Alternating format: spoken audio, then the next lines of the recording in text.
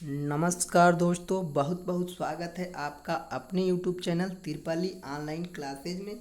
तो मैं लेकर आया हूँ यूपी पॉलिटेक्निक 2020 के लिए प्रैक्टिस सेट का पार्ट 18। ठीक है, तो ये आपका जो मैं प्रैक्टिस सेट करा रहा हूँ इसको आप लोग अच्छे से पढ़िए, क्योंकि इसी में से आपका क्वेश्चन आएगा। ठीक है, तो पहला क्वेश्चन आपका क्या दिया है? तो पहला क्वेश्चन आपका जो दिया है, एक भारहीन गुब्बारे में 250 ग्राम जल भरा हुआ है, जल में इसका भार होगा। तो जल में इसका भार क्या होगा? तो ऑप्शन ए दे रहा है 200 ग्राम, बी 500 ग्राम, सी 0 और डी इनमें से कोई नहीं। तो एक भारहीन गुब्बारे में 250 ग्राम जल भरा हुआ है, तो जल में इसका जो भार होगा ना वो आपका 0 हो जाएगा। तो इसमें ऑप्शन नंबर सी करेक्ट हो जाएगा, 0। अगला प्रश्न क्या कह रहा है? तो अगला प्रश्न आपका कह रहा है, आदर्श गैस की आंतरिक ऊर्जा निर्भर करती है।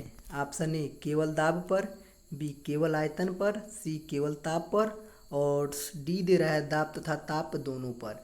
तो आदर्श गैस की जो आंतरिक ऊर्जा है ना वो आपका केवल ताप पर निर्भर करती है। ठीक है, तो इसमें आपका राइट आंसर हो जाएगा ऑप्शन नंबर सी, केवल ताप पर।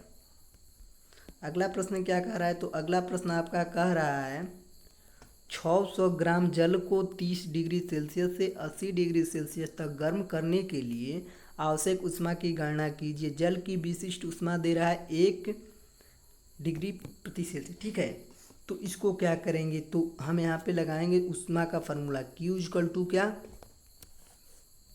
तो Q इक्वल टू हो जाएगा आपका MS इंटू डेल्टा टी। ठीक है, तो M कितना हो जाएगा? 600 की ग्राम। ठीक है, 600 ग्राम हो जाएगा। S कितना दे रहा है? तो विशिष्ट ऊष्मा 1 दे रहा है इंटू डेल्टा टी, यानी कि T2 माइनस T1। तो ये हो जाएगा आपका 80 माइनस 30। ठीक है, तो ये हो जाएगा 600, इसको 80 में से 30 घटाएंगे 50 इंटू 1 कर देंगे तो 50 ठीक हो जाएगा। ठीक है, तो ये क्या हो जाएगा? 6×5 30 हो जाएगा और 3 जीरो ये उतर जाएगा, 1 2 3। ठीक है, तो ये आपका 30,000 कैलोरी आ गया। ठीक है, तो इसमें आपका 30,000 कैलोरी कहाँ पे दिया है? तो इसमें दे रहा है ऑप्शन नंबर बी में 30,000 कैलोरी। तो इसमें ऑप्शन नंबर बी करेक्ट हो जाएगा। ठीक है, इस क्वेश्चन को मैंने पिछले वीडियो में बता दिया है। ठीक है, अगला प्रश्न क्या दे रहा है? तो अगला प्रश्न आपका जो दे रहा है वो ये दे रहा है, निकट दृष्टि दोष के निवारण के लिए प्रयोग किया जाता है। ऑप्शन ए अवतल लेंस, बी उत्तल लेंस, सी अवतल तथा उत्तल दोनों और डी इनमें से कोई नहीं। हालांकि इस क्वेश्चन को मैंने पिछले वीडियो में भी बता दिया है। ठीक है, इसमें क्वेश्चन कैसे आया था? उसमें आया था दूरदृष्टि दोष के लिए, इसमें दिया है निकट दृष्टि दोष के लिए। ठीक है, तो निकट दृष्टि दोष के निवारण के लिए किस लेंस का हम प्रयोग करते हैं? तो वो हम करते हैं आपका अवतल लेंस। ठीक है, तो इसमें ऑप्शन नंबर 1 करेक्ट हो जाएगा, अवतल लेंस। अगर यहीं पे आपका दूरदृष्टि रहता तो दूरदृष्टि में हम उत्तल लेंस का प्रयोग करते हैं। ठीक है, तो इसमें ऑप्शन नंबर 1 करेक्ट हो जाएगा, अवतल लेंस। अगला प्रश्न क्या कह रहा है? तो अगला प्रश्न आपका कह रहा है, धातु के रेखीय प्रसार गुणांक क्षेत्रीय प्रसार गुणांक तथा आयतन प्रसार गुणांक में अनुपात है। ऑप्शन ए 3 संबंधे 2 संबंधे 1, बी 2 संबंधे 3 संबंधे 1 और सी 1 संबंधे 2 संबंधे 3 और डी दे रहा है 3 संबंधे 1 संबंधे 2। ठीक है, तो इसमें क्या होगा? तो जो आपका धातु के रेखीय प्रसार गुणांक तथा क्षेत्रीय प्रसार गुणांक तथा आयतन प्रसार गुणांक जो होता है, अल्फा संबंधे बीटा संबंधे गामा, वो होता है आपका 1 संबंधे 2 संबंधे 3 होता है। ठीक है, तो आइए चेक करते हैं 1 संबंधे 2 संबंधे 3 कहाँ पे दिया है। तो यहाँ पे दे रहा है आपका ऑप्शन नंबर सी में 1 संबंधे 2 संबंधे 3, इसमें ऑप्शन नंबर सी करेक्ट हो जाएगा। ठीक है, अगला प्रश्न क्या दे रहा है? तो अगला प्रश्न दे रहा है आपका, माना किसी वस्तु का 0 डिग्री सेल्सियस पर आयतन भी 0 तथा घनत्व डी 0 है तथा टी डिग्री सेल्सियस पर तक क्या गर्म करने पर वस्तु का आयतन भी टी तथा घनत्व डी टी हो जाता है। तो निम्न में सही संबंध है। गामा आर इक्वल टू वास्तविक प्रसार गुणांक दे रहा है। ठीक है, तो ये आपका फॉर्मूला है, आप लोग को पता ही होगा। ये आपका होता है डी टी इक्वल टू क्या? डी 0 और होता है 1 माइनस गामा आर टी होता है, तो ये आपको पता ही होगा। तो आइए चेक करते हैं कहाँ पे दिया है d t equal to D01 minus gamma R T. तो यहाँ पे दे रहा है ऑप्शन नंबर ए में, ठीक है। तो इसमें ऑप्शन नंबर 1 करेक्ट हो जाएगा, ठीक है।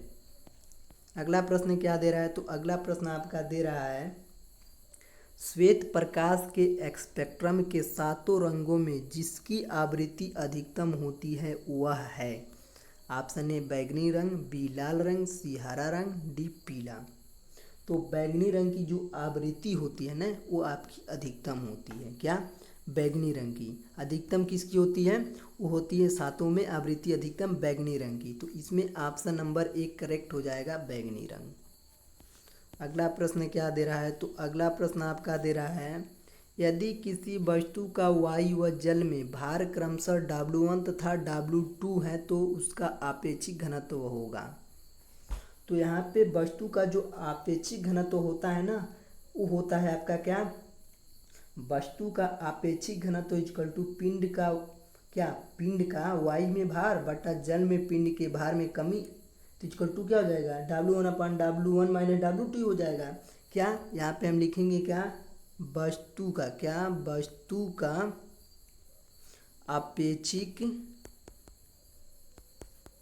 आपेक्षिक आपका घनत्व, ठीक है। तो इक्वल टू क्या हो जाएगा? वो हो जाएगा आपका पिंड का वायु में भार। क्या? पिंड का वायु में भार बटा जल के पिंड में क्या हो जाएगा? भार में कमी। तो ये आपका पिंड का वायु में भार W1 और क्या जल में पिंड के भार में कमी हो जाएगा आपका W1 माइनस W2। तो आइए चेक करते हैं कहाँ पे दिया है W1 बटा W1 माइनस W2। तो यहाँ पे दे रहा है ऑप्शन नंबर सी में क्या? W1/W1 minus W2। तो इसमें ऑप्शन नंबर सी करेक्ट हो जाएगा, ठीक है। अगला प्रश्न क्या दे रहा है, तो अगला प्रश्न आपका दे रहा है वो ये दे रहा है एक वैद्युत हीटर में 4 मिनट तक 3 एम्पीयर की वैद्युत धारा प्रवाहित होने पर 540 किलो जूल ऊष्मा उत्पन्न होती है। हीटर के तार का प्रतिरोध होगा। तो इसको क्या करेंगे? इसको कुछ नहीं करना है आपको। एक सूत्र होता है ऊष्मा का, वो होता है आपका क्या? तो होता है आपका W=I²RT। प्रतिरोध R= क्या हो जाएगा? तो यहाँ से हो जाएगा आपका W/I²T हो जाएगा, ठीक है। तो W क्या हो जाएगा? तो W हो जाएगा 540 किलो जूल। इसमें जूल में बदलने के लिए 1000 से गुणा कर देंगे, 1000 हो जाएगा 5। I² कितना दे रहा था? 3 एम्पीयर। तो 3 × 3 हो जाएगा इंटू आपका T यानी कि 4 मिनट। तो 4 × 60 यानी कि 4 मिनट, 4 × 60 यानी कि सेकंड में बदल जाएगा, ठीक है। तो ये 0 से आपका 0 कट जाएगा और ये आपका क्या हो जाएगा? इससे ये कटेगा तो ये सब कट जाएंगे। कितने आ जाएगा? 250 आ जाएगा आपका, ठीक है। 250 यानी कि R= 250 ओम निकल गया, ठीक है। तो आइए चेक करते हैं ऑप्शन में कहाँ पे दिया है 250 ओम। तो यहाँ दे रहा है ऑप्शन नंबर बी में 250 ओम। तो इसमें ऑप्शन नंबर बी करेक्ट हो जाएगा, ठीक है। अगला प्रश्न क्या दे रहा है, तो अगला प्रश्न दे रहा है आपका मानव नेत्र में रेटिना पर बनने वाला प्रतिबिंब। ऑप्शन ए सीधा होता है परंतु उल्टा दिखाई देता है, बी उल्टा होता है परंतु सीधा दिखाई देता है, सी सीधा होता है सीधा दिखाई देता है, डी उल्टा होता है उल्टा दिखाई देता है। तो मानव नेत्र में रेटिना पर बनने वाला जो प्रतिबिंब होता है ना आपका, वो क्या होता है? वो आपका जो होता है सीधा उल्टा होता है परंतु सीधा दिखाई देता है, ठीक है। उल्टा हमारे यहाँ ऐसे तो उल्टा बनता है मगर हम लोग को सीधा दिखाई देता है, ठीक है। तो इसमें ऑप्शन नंबर बी करेक्ट हो जाएगा, उल्टा होता है परंतु सीधा दिखाई देता है, ठीक है। अगला प्रश्न क्या दे रहा है, तो अगला प्रश्न आपका दे रहा है दूरदृष्टि दोष से पीड़ित एक मनुष्य के निकट बिंदु की दूरी 0.40 मीटर है। इस दोष के निवारण हेतु उपयोग में लाए गए लेंस की प्रकृति तथा फोकस दूरी होगी। तो इसको क्या करेंगे? इसको सॉल्व करेंगे। U= क्या दे रहा है? तो U= दे रहा है आपका क्या? तो U= आपका दे रहा है, वो दे रहा है -25 सेंटीमीटर, ठीक है। V= दे रहा है आपका कितना? वो दे रहा है -0.40 सेंटीमीटर। सूत्र लगाएंगे 1/f is equal to 1/v minus 1/u से। तो 1/f इजकल टू 1/-40 माइनस 1/-25 हो जाएगा। ठीक है, अब यहाँ से करेंगे तो 1/f इजकल टू क्या हो जाएगा, -5 + 8, ये 40 और आपका जो 25 इसका एलसीएम निकालेंगे तो 200 हो जाएगा। ठीक है, तो ये हो जाएगा आपका क्या, f इजकल टू 66.7 सेमी। दूरदृष्टि दोष के निवारण के लिए उत्तल लेंस का प्रयोग किया जाता है। ठीक है, तो इसमें आपका राइट आंसर क्या होगा, तो इसमें जो आपका राइट आंसर हो जाएगा वो हो जाएगा इसमें ऑप्शन नंबर आपका सी। ठीक है, इसमें ऑप्शन नंबर सी करेक्ट हो जाएगा। क्या, उत्तल तथा 66.7 सेमी। ठीक है, जैसा कि मैंने यहाँ पे सॉल्व कर दिया है, क्या u इजकल टू -25 सेमी, v इजकल टू -0.40 सेमी। तो 1/f is equal to 1/v minus 1/u सूत्र होता है 1/f इजकल टू 1/-40 माइनस 1/-25 हो जाएगा। तो f इजकल टू क्या हो जाएगा, तो f इजकल टू हो जाएगा 1/f इजकल टू माइनस क्या, ये आपका जो निकला था -40 और -25 का एलसीएम निकालेंगे तो 200 हो जाएगा। -5 + 8 equal to f equal to 66.7 semi.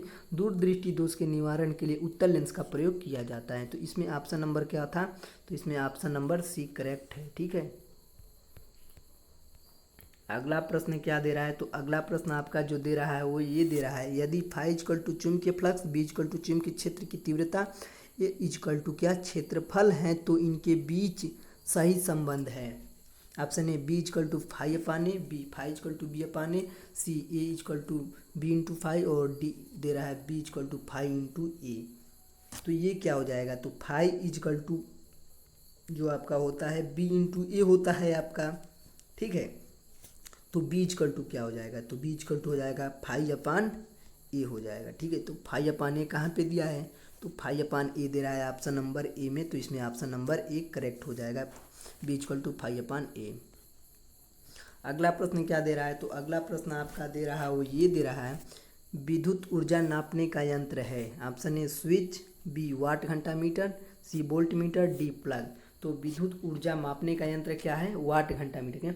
विद्युत ऊर्जा को वाट घंटा मीटर या किलोवाट घंटा मीटर द्वारा मापा जाता है। वाट घंटा मीटर में मापते हैं। ठीक है, वाट घंटा मीटर में या कहिए किलोवाट घंटा मीटर में। तो इसमें दे रहा है ऑप्शन नंबर बी में वाट घंटा मीटर। ठीक है, तो इसमें ऑप्शन नंबर बी करेक्ट हो जाएगा।